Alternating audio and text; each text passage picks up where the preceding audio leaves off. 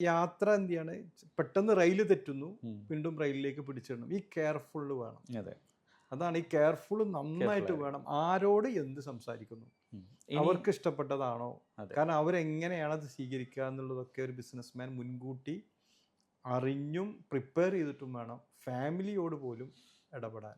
അതെ. അല്ലെങ്കിൽ ആ ഒരു ചെറിയൊരു പ്രശ്നം മതി, ഫാമിലിയുടെ ഈ പ്രശ്നം മതി ബിസിനസ്സിനെ തകർക്കാൻ. കാരണം അനഫിക്ക് അവിടെ ഞാൻ പറഞ്ഞല്ലോ, ഞാൻ എൻ്റെ ഒരു വീഡിയോയിൽ പറയുന്നുണ്ട്, ഈ എക്സ്പെക്റ്റേഷൻസ് ഒക്കെ സെറ്റ് ചെയ്യുന്നത് നമ്മളാണ്. അതെ, നമ്മൾ ആദ്യം കല്യാണം കഴിക്കുന്ന സമയത്ത് പുതുക്കത്തിലൊക്കെ അല്ലെങ്കിൽ ഒരു ബിസിനസ് തുടങ്ങുന്ന സമയത്ത് ഒരുപാട് എക്സ്പെക്റ്റേഷൻസ് കൊടുക്കും.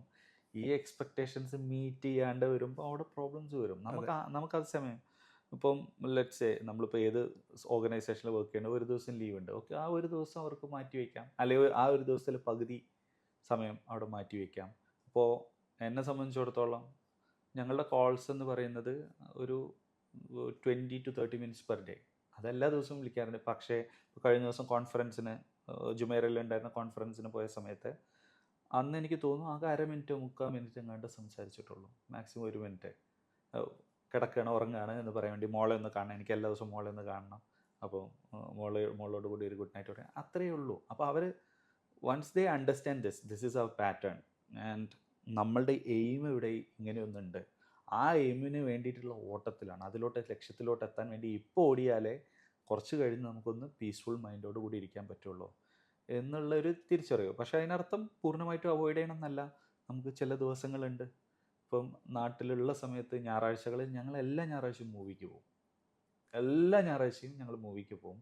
വീട്ടിൽ കുക്ക് ചെയ്യില്ല, രാവിലെ ലേറ്റായിട്ട് എണീക്കും, എന്നിട്ട് ഇത്തരത്തിലുള്ള ആ ഒരു ദിവസം കൊടുക്കുമ്പോൾ ഹാബിറ്റ്സുകൾ ക്രിയേറ്റ് ചെയ്യുക. അതെ, ഹാബിറ്റ്സ് ക്രിയേറ്റ് ചെയ്യുന്ന ഇതുപോലെ നല്ലൊരു കാര്യമാണ്. സ്ഥിരമായി കാരണം ഒരു കണക്ഷൻ കിട്ടുന്ന തരത്തിലുള്ള ഹാബിറ്റ്സുകൾ ക്രിയേറ്റ് ചെയ്യുക. ഈ ഹാബിറ്റ്സ് ക്രിയേറ്റ് ചെയ്യുമ്പോഴെന്താ അറിയാമോ, അടുത്ത ആഴ്ചയ്ക്കുള്ള ആ കാത്തിരിപ്പിനൊരു രസമുണ്ട്. രസമുണ്ട്.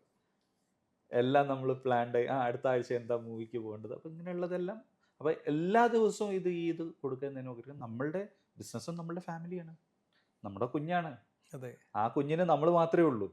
ഇവർക്ക് നെയ്ബേഴ്സ് ഉണ്ട്, അവരുടെ ഫാമിലി ഉണ്ട്, എല്ലാം ഉണ്ട്. നമ്മുടെ കുഞ്ഞിന് നമ്മൾ മാത്രമേ ഉള്ളൂ. അപ്പോൾ ആ കുഞ്ഞിന് നമ്മൾ അവരാ ഒരു ഇൻഡിപെൻഡൻറ്റ് മോഡിലോട്ട് പോകുന്നവരേക്കും നമ്മൾ അത് കഷ്ടപ്പെട്ടുകൊണ്ടേയിരിക്കണം. ഇൻഡിപെൻഡൻറ്റ് മോഡിലോട്ട് എത്തിക്കുക, ബിസിനസ് ഉണ്ടാക്കുക എന്നുള്ളതല്ല ഓൺട്രപ്രനറുടെ ലക്ഷ്യം.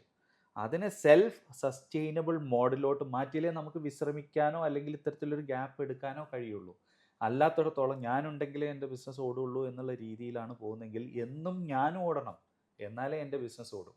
തിരിച്ചും ഇനി ഇങ്ങനെ ഒന്നും കൂടെ സാർ ഒന്ന് ചിന്തിച്ച് നോക്കി. ഇപ്പോൾ ഫാമിലി, ഇപ്പോൾ ഒരു ബിസിനസ്മാൻ്റെ ഫാമിലി കൂടെയുണ്ട്, നിരന്തരം അവരെ സപ്പോർട്ട് ചെയ്യുന്നു, മോട്ടിവേറ്റ് ചെയ്യുന്നു, ചെറിയ ചെറിയ അച്ചീവ്മെൻറ്റ്സിനൊക്കെ അവരെ മോട്ടിവേറ്റ് ചെയ്യുന്നു. എത്ര സ്പീഡിലായിരിക്കും ആ ബിസിനസ് പോവുക? നന്നായിരിക്കും. ഇതുപോലെ ഒരു അവർക്കും ഒരു അവയർനെസ് ഉണ്ടാവുന്നത് നല്ലതാണ്. അവയർനെസ് നല്ലതാണ്. അതാണ് എന്ത് ഷെയർ ചെയ്യണം എന്നുള്ളതാണ്. നമ്മൾ എഡ്യൂക്കേഷണൽ കോണ്ടന്റ് ആണ് അവിടെ ഷെയർ ചെയ്യേണ്ടത്. അതെ, മനസ്സിലായില്ല? അവരെയും അപ്ലിഫ്റ്റ് ചെയ്യുന്ന മോട്ടിവേഷണൽ കാര്യങ്ങൾ, ഈവൻ പ്രോബ്ലംസ് ആയിക്കോട്ടെ. ഞാൻ ഇങ്ങനെ ഒരു പ്രോബ്ലത്തിൽ റിസ്ക് എടുക്കാൻ പോകും, but I am ready for that എന്ന് പറഞ്ഞാൽ നമ്മൾ ആ കോൺഫിഡൻസ് കൊടുക്കാം. അതെ, മനസ്സിലായില്ലേ? ഇപ്പോൾ ഒരു പുതിയൊരു വെഞ്ചർ തുടങ്ങുകയാണ്, ഓക്കെ, ഫൈനാൻഷ്യലി സ്റ്റേബിൾ ആയിട്ടല്ല പുതിയ വെഞ്ചർ തുടങ്ങുക, അപ്പോൾ അതിലൊരു റിസ്ക് എലമെൻ്റ് ഉണ്ട്. അപ്പം അത് ഷെയർ ചെയ്യുന്നതിൽ തെറ്റില്ല. ഈ കൊച്ചു കൊച്ചു കാര്യങ്ങൾ, ഇങ്ങനെ ഒരുപാട് കാര്യങ്ങൾ ഈ പ്രോബ്ലംസ് ആയിട്ട് ഷെയർ ചെയ്യുമ്പോൾ അത് ആർക്കാണെങ്കിലും താങ്ങില്ല. നമ്മളുടെ മനസ്സിൻ്റെ കേബിൾ ഒരു 5 പ്രോബ്ലം ഉണ്ടെങ്കിൽ അതെങ്ങാനും ഇട്ട് പ്രോസസ്സ് ചെയ്താൽ നമ്മൾ ആകെ ബ്ലൈൻഡ് ആവും. കാരണം 50 പ്രോബ്ലംസ് കൂരമ്പ് പോലെ വന്നുകൊണ്ടിരിക്കും. മാത്രമല്ല ചില ആളുകളുണ്ട് രാജ്, എനിക്കെല്ലാം അറിയാം, ഇനി എന്താണ് ഞാൻ പഠിക്കാൻ ഈ ലോകത്ത്, ഞാനെല്ലാം പഠിച്ചു കഴിഞ്ഞു, ഇനി എൻ്റെ കാലം കഴിഞ്ഞു പോയി, ചില കാര്യങ്ങളാണ്, എൻ്റെ കാലം കഴിഞ്ഞു, ഇനി എന്താണ് ഞാൻ പഠിക്കാൻ, എനിക്ക് ഇത്രയൊക്കെ പ്രായമായിപ്പോയില്ലേ, എനിക്കൊന്നുകൂടെ ഒന്നും ചെയ്യാനില്ല. ഇത്തരത്തിലുള്ള സംസാരങ്ങളൊക്കെയാണ് ഈ ഭാഗത്തു നിന്ന് കേൾക്കുന്നെങ്കിൽ ഒരു ബിസിനസ്മാൻ ഇതൊന്നും കേൾക്കാൻ താല്പര്യമില്ലാത്ത ആളാണ്. ബിസിനസ് ചെറിയ പെട്ടിക്കടയുടെ കാര്യമല്ലല്ലോ നമ്മൾ പറയുന്നത്.